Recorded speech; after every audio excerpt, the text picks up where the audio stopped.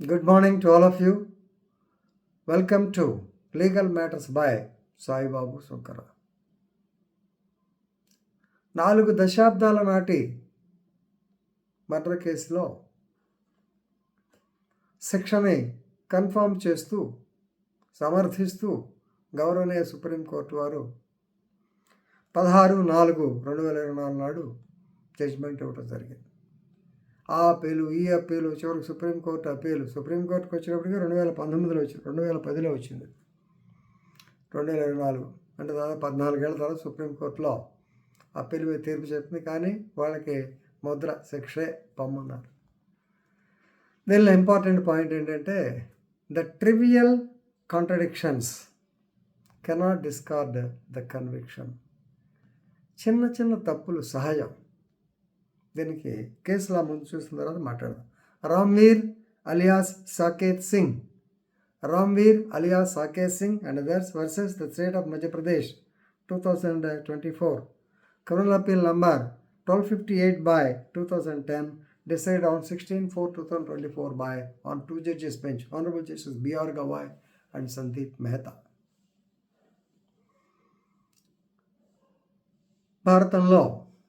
మహాభారతంలో కౌరవులు పాండవులు సరే అంతా గురువుగారు ద్రోణాచార్య గారి దగ్గర విలువిద్య నేర్చుకోవడానికి వాళ్ళకి వెళ్ళారు.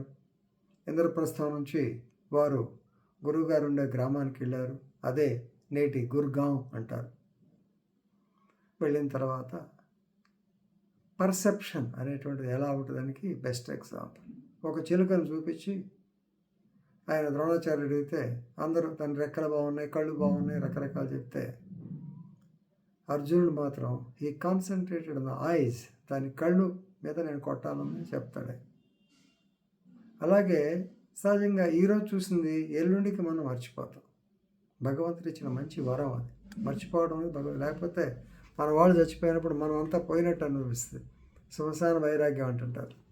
సో పొద్దున్నే ఎందుకు కానీ but anyway perception will be different and man may tend to forget things, మర్చిపోతారు. అందుకని 3 ఏళ్ళు 4 ఏళ్ళ తర్వాత కోర్టు జరిగిన సంఘటన చెప్పాలంటే కొద్ది తేడాలు వస్తాయి. ఆ తేడాలు మరీ ఇబ్బంది అయితే కేసుకు ఉపయోగపడతాయి కానీ లేకుంటే శిక్షకి ఉపయోగపడవు అని ఈ కోర్టులో ఈ కేసులో చెప్పడం జరిగింది. Right, now let us go to the case. ఇది 1985లో జరిగింది.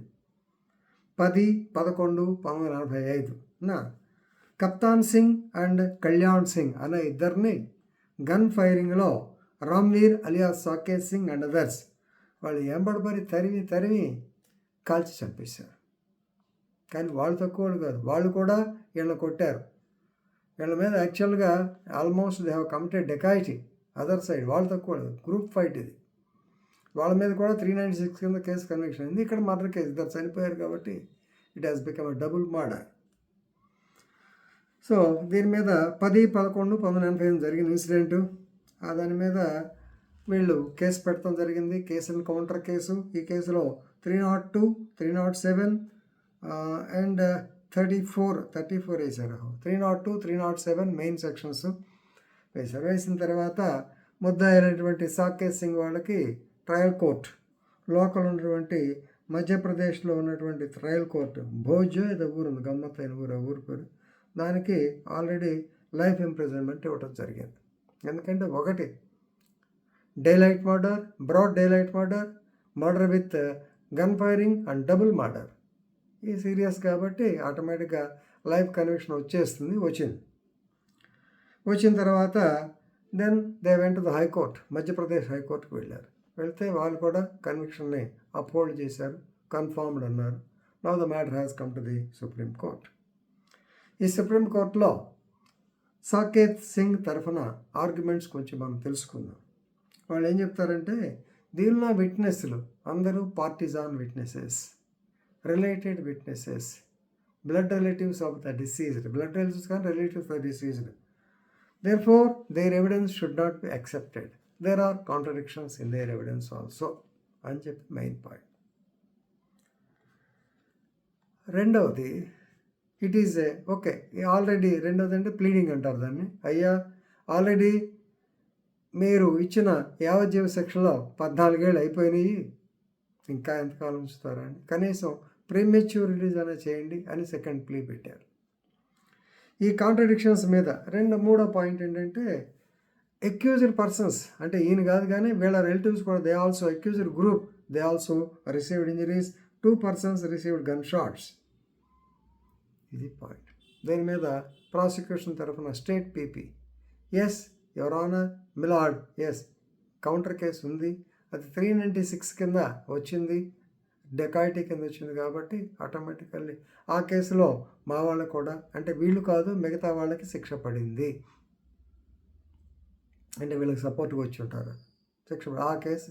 ఆ కేసు ఈ కేసు అని కౌంటర్ కాదు, యాక్చువల్గా వాళ్ళే వచ్చారు, as a matter of defence మా వాళ్ళు చేశారని చెప్పి నేను చెప్పాడు. కోర్టు కూడా, సుప్రీం కోర్టు కూడా, it's not a case and counter, ముందు వాళ్ళు చేస్తే వీళ్ళు తిరిగి అటాక్ చేయడం జరిగింది, there is time gap, right. రెండవది, ఇక ఇంట్రెస్టెడ్ విట్నెస్ అన్న చోట ఇది broad daylight murder, gruesome murder by firing, gun firing, దానికి చెప్పారు చూడండి. It is unlikely, it is not likely, it is unlikely that any neighbour can come forward to be a witness. దీనిలో రాగలడా, అయ్యే పనేనా, right. So and second, trivial contradictions, no doubt there are contradictions but they are very minute in nature. Absence of entry cartridges, అక్కడ పడిన cartridges అన్ని seize చేయలేదని, అలాగే plea of ఎలిబై, ఇవన్నీ సింపుల్ అయ్యా, ప్లీ ఆఫ్ ఎలిబై ఈ కాలంలో ప్రూవ్ చేయడం very very difficult.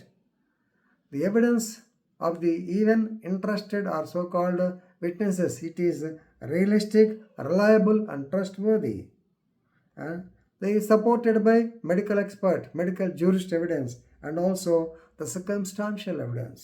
So therefore, appeal lacks any merit and dismiss.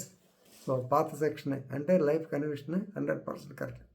So దీనిలో మీరు గుర్తుపెట్టుకోవాల్సిన ముఖ్యంగా ట్రివియల్ కాంట్రడిక్షన్స్ కోర్టు కూడా తెలుసు, ఎందుకంటే సహజంగా ఒక మనిషి ఆ రోజు జరిగింది అంటే ఆ ఉద్దేశం, వాళ్ళ ఉద్దేశంలో స్ట్రైట్ అవే కోర్టుకు వచ్చి చెప్పాలి, ఆ జరిగిన ఆ రోజున పోలీసులు చెప్పింది మధ్యలో ఎవరికో ట్యూటర్ తీసుకోకుండా వచ్చి చెప్పాలి. చెప్పినప్పుడు కొన్ని మిస్టేక్స్ జరుగుతాయి.